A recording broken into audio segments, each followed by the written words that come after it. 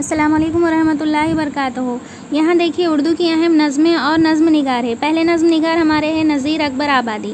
इनकी लिखी हुई नज़में है देखिए मुफलिसी, आदमी नामा, बंजारा नामा, रोटी। दूसरे है देखिए मोहम्मद हुसैन आज़ाद। इनकी लिखी हुई है देखिए शब क़द्र, सुबह उम्मीद। तीसरे है अल्ताफ़ हुसैन हाली। इनके लिखे वाली है देखिए निशात उम्मीद, बरखारत, मनाजात बेवा। और अकबर आबादी की लिखी हुई नज़में है देखिए फ़र्ज़ी लतीफ़ा, बरक़े कलीसा, दरबार दहली।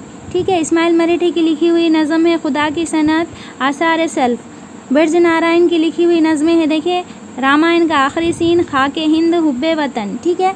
आलम इकबाल का देखिए शुआए उम्मीद, साक़ीनामा, ज़ौक़ शौक़, लैनीन, खुदा हुज़ूर। जोश मिल्लाहाबादी की जो नज़में हैं किसान, जंगल की शहज़ादी, शिकस्त, ज़ंदा ख्वाब। ठीक है। फ़ैज़ अहमद फ़ैज़ की नज़में हैं तन्हाई, सुबह आज़ादी। अख्तरुल ईमान की नज़में हैं देखिए एक लड़का